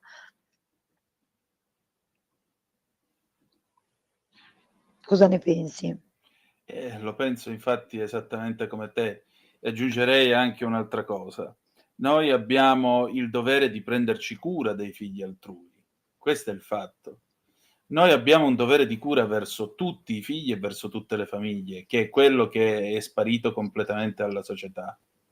Ti voglio raccontare un fatto che mi è successo qualche anno fa. Mi è successo, per esempio, in piena sera, di ascoltare una lite familiare che si è conclusa con gli schiaffi di lui a lei. Abbiamo chiamato i carabinieri. Sono arrivati i carabinieri, questo viene giù, ah no, scusate, perché io ogni tanto può succedere, magari scappa uno schiaffo, che volete. E i carabinieri dice, ah, andate via, non c'è niente da vedere, però in ogni caso, signora, lei vuole sporgere denuncia? No. E allora, io il mio dovere di prossimità l'ho fatto, dopodiché però che si fa? Cioè esiste anche questa idea di cura che manca ed esiste anche poi l'idea di una risposta collettiva. Certo. Ma allora guarda, su questo di nuovo, insomma, poi sai che io e te tante volte, insomma, ci facciamo le nostre chiacchiere, i nostri ragionamenti e quindi siamo sempre abbastanza d'accordo. Sicuramente, come anche, insomma, questa chiacchiera che facciamo con i tuoi ascoltatori è proprio questo, cioè ora non è che da domani diventare tutti eroi con un mantello, andare a combattere i cattivi, però sicuramente aprire occhi e orecchie già serve molto e io dico collegare testa e cuore a quello che ascolti o vedi, perché sicuramente io continuo a dire queste donne picchiate, uccise, questi ragazzi che hanno questi malesseri, visto che se è vero che siamo così interconnessi con tante altre persone via social o comunque anche fisicamente, per lavoro, per scuola, per sport, com'è possibile che nessun altro possa annusare, come dire, percepire che questa persona ha un malessere, che abbia qualcosa che non va? Perché è vero che sono molto bravi magari a nasconderlo, però a scatti di ira che insomma picchi una madre e che questa donna non esce di casa, io credo che qualche vicino, come dici tu, avrà sentito qualche rumore sospetto, capisci? Mi par strano che insomma nessuno abbia sentito niente. Guarda, tu hai raccontato questo episodio, ti racconto 2 settimane fa, forse 10 giorni fa, ero in vacanza in Puglia, a Bari, e mi è successo di vedere un ragazzino, una ragazzina, in realtà intorno ai 20 anni, ovviamente urla, spinte, eccetera. Puoi immaginare il mio, no, sentimento era proprio quello di dire: "Non ci credo". Insomma, questa ragazzina veniva strattonata da questo ragazzo. Lei è riuscita anche quasi a difendersi, gli ha strappato la maglietta, eccetera. Lui voleva il telefono di lei perché probabilmente sospettava un tradimento, eccetera, ma con una violenza l'ha proprio trascinata per terra. Lei si è messa a piangere, eccetera. Siamo arrivati io e questa mia amica e l'abbiamo insomma ovviamente divisi. Abbiamo cercato di farlo ragionare. Allora, è ovvio che, come dire, era un intervento così, ma anche solo intervenire in quel momento preciso, probabilmente no, intanto in ogni caso li hai separati, hai dato modo a lei di respirare, lei in qualche modo si è ripresa, si è seduta, abbiam provato a fare ragionare lui. Ti devo dire, secondo me questa persona aveva veramente dei grossi problemi, perché lei mi dice: "È il mio ex fidanzato, non è il mio fidanzato", e lui dice: "Veramente stiamo ragionando se sono l'ex o no". E a me ha messo molto in allarme, perché se lui non riconosce che ha un ex, cioè che ha una storia passata, ma crede che stanno ancora insieme, tu capisci bene che c'è proprio un problemino lì.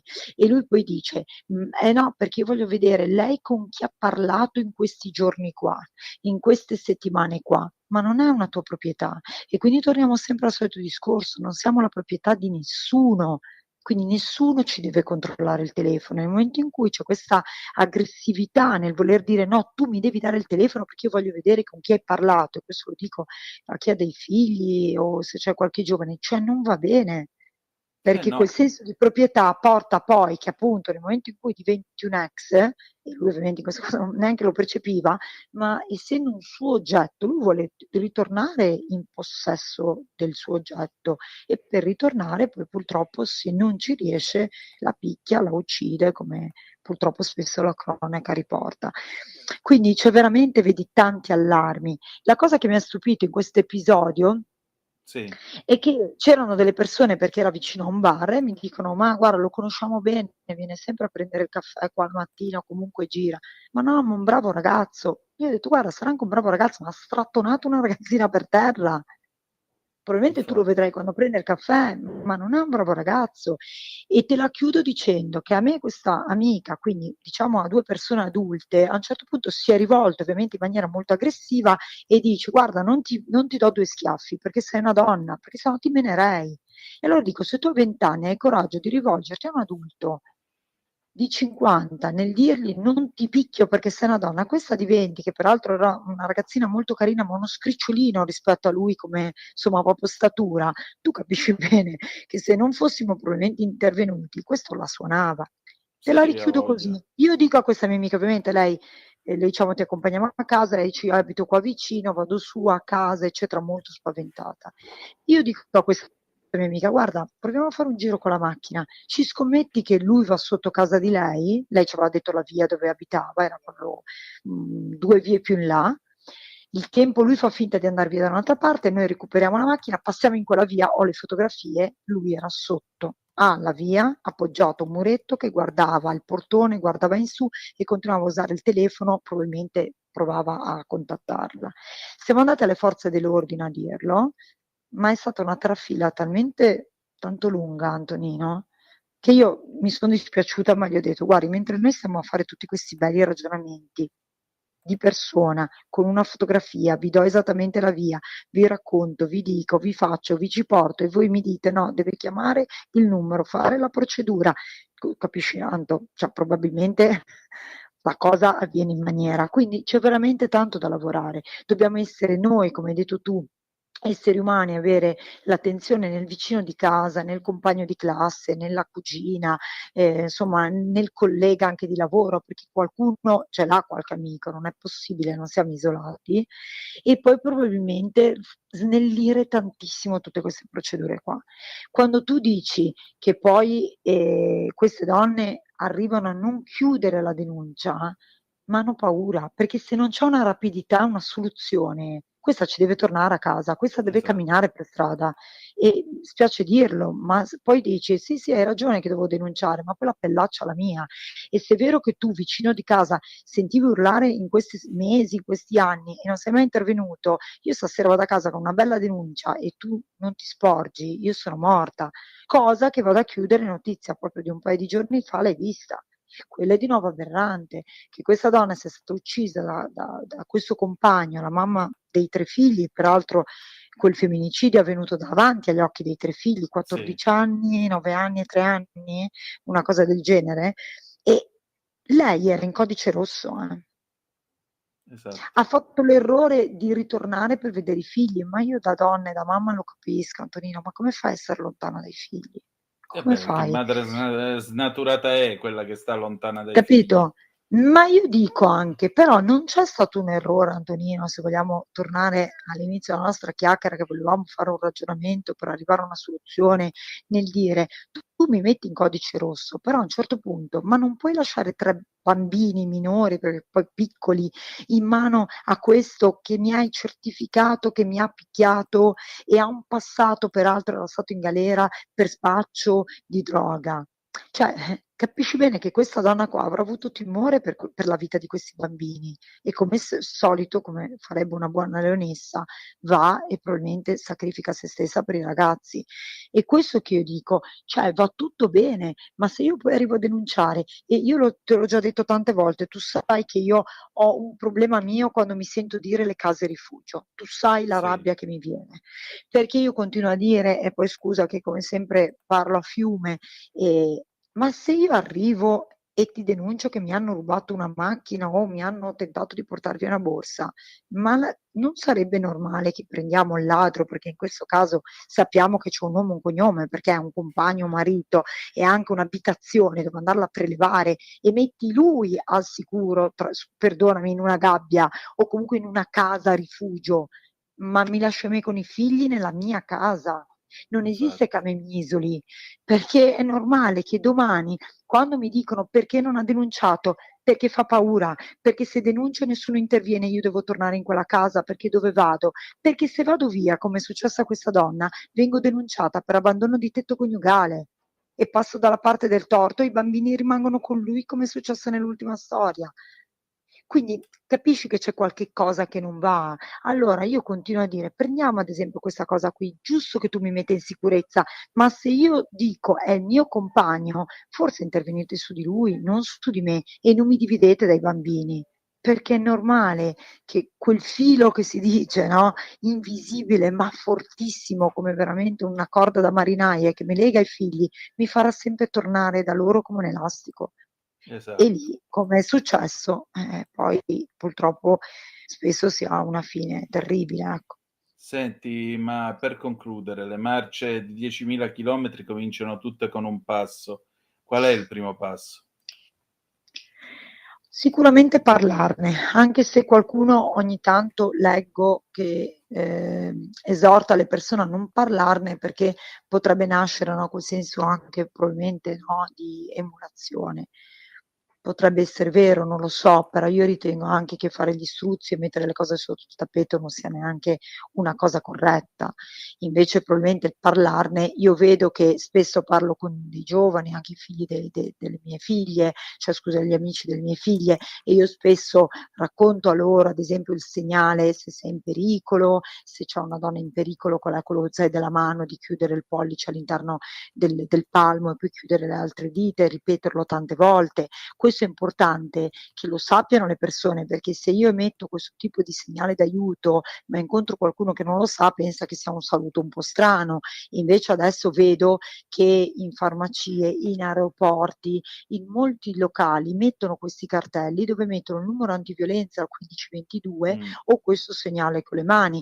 Quindi il parlarne, raccontarne anche qui oggi, probabilmente spero possa accendere delle lampadine nelle persone nel dire: hanno parlato di questa cosa, effettivamente il signore di sopra con la signora di sopra spesso li sento urlare. È vero che è difficile intervenire perché non hanno neanche gli strumenti, però magari questa signora un giorno sarà da sola, invitala a prendere un caffè, prova a vedere se riesci ad aiutarla in modo diverso, prova a dirle che ci sono anche nelle questure, si chiamano delle stanze tutte per sé, dove tu puoi andare a parlare con delle persone che invece sono esperte, che hanno gli strumenti per poterti aiutare e che rimane lì, cioè può essere proprio anche già un inizio di consiglio, ci sono delle associazioni che ti aiutano, c'è l'ammonimento del questore, Antonino, che è poco conosciuto ma uno strumento incredibile perché interviene il questore, non è una vera e propria denuncia, ma interviene su questa persona possibile maltrattante, fa un colloquio e cerca di capire se è realmente pericoloso o no. Quindi ci sono gli strumenti, c'è un'app della polizia, si chiama App Poll, che addirittura ti identifica dove sei e tu emetti, diciamo, un segnale di aiuto, di emergenza. Cioè, oggi siamo talmente immersi nella tecnologia, poi non la utilizziamo. Quindi, se ritorna a bomba con il fare il primo passo per la marcia, ti dico, proviamo, io lo sai che lo dico sempre, io ti direi questo, a tornare ad essere umani. Sì. E se sei un essere umano, pensi che, come dicevi tu, un altro essere umano può aver bisogno di te, perché tu vorresti questo per te stesso, vorresti questo per tuo figlio. Infatti. Quindi magari tendere quella famosa mano verso un vicino e dire se hai bisogno ci sono, ecco, forse potrebbe essere il vero primo passo della marcia. E meglio non si poteva dire. Grazie. Grazie a te, grazie a tutti voi. Come al solito poi ti riempio di un fiume di parole, ma questo è un argomento che necessita veramente di essere sviscerato e speriamo di non doverci sentire per un po', che tutte queste notizie non vengano più elencate, insomma. Speriamolo, grazie ancora. Grazie a voi tutti, grazie Antonino. Avete ascoltato Zoom, il drive time in mezzo ai fatti.